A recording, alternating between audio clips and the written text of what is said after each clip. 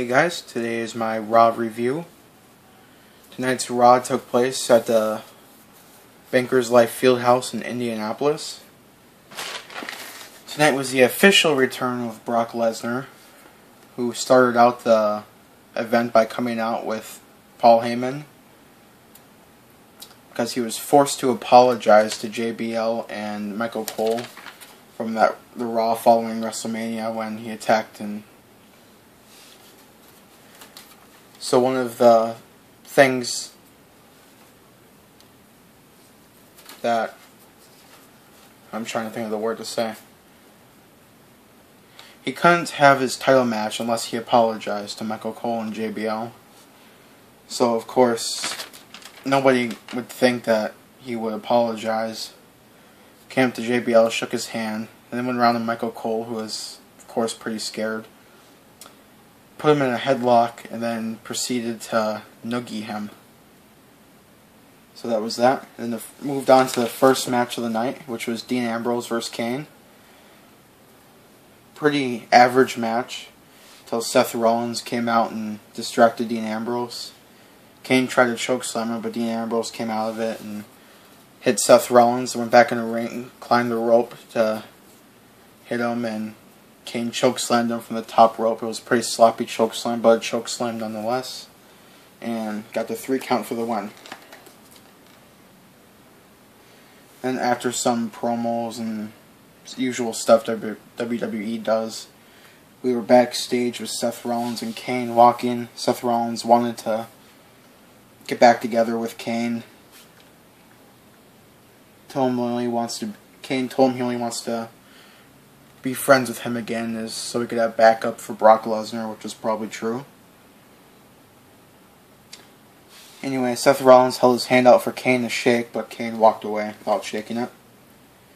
Then our second match was the Ascension versus the Primetime Players.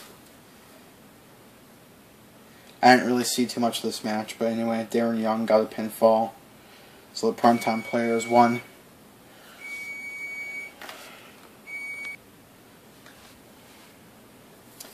Then we're moving on. Sheamus and Roman Reigns had a one-on-one match. This was a very boring match. Jeez. Anyway, after Roman Reigns was outside with Sheamus and Sheamus got hurt on the table, Roman Reigns climbed into the ring, and then Bray Wyatt was on the Titantron again, singing and having a tea party with, it seemed like, Roman Reigns' daughter is what he assumed. And so Roman Reigns ran to the back to find her, and as soon as he did that, the camera panned out to find that there was nobody sitting there with Bray Wyatt. So I guess the match just ended in a no contest. Then we have Roman Reigns backstage looking around trying to find the room. Finally found it. He followed Bray Wyatt's music into the room. He was recording, playing his music. And then he looked around, and on the wall there was a bunch of pictures of him with the eyes in his mouth cut out, so it was kind of neat. Then we had Seth Rollins backstage with J&J Security, trying to make up with them. But of course J&J Security didn't want to get back together with him. So they just walked out after Seth Rollins offered them their job back. Then we have Neville and Kofi Kingston for the New Day. Another okay match. And then the New Day started closing in on Neville, but then Primetime Players came out, but was sent right back to the back by the referee. So of course New Day was heckling Neville, and the referee sent them back too, which led to Neville getting the upper hand and doing a red arrow to Kofi Kingston for the win. Moving on, then we had King Barrett versus Zack Ryder. I didn't watch this match at all, but I know that King Barrett won by a bullhammer. And then we saw the return of John Cena for the first time since Money in the Bank. Came out, said the usual stuff he always says on Raw. If you want some, come get some. Kevin Owens came out, said the same things he always says. They challenged John Cena to a match for the U.S. title at Battleground. And of course John Cena accepted it, so that's set in stone now. Then we have Seth Rollins backstage with Triple H and Stephanie. Seth Rollins was trying to find out why they weren't taking him back. And then Triple H told him all he needs to do is apologize, and he's sure they'll take him back. Then we had the Bellas versus Naomi and Tamina. That was an okay match for a Divas tag. But anyway, it ended with Nikki doing a rack attack to Naomi for the win. Then we had Ryback versus Mark Henry with the Big Show at ringside calling the match.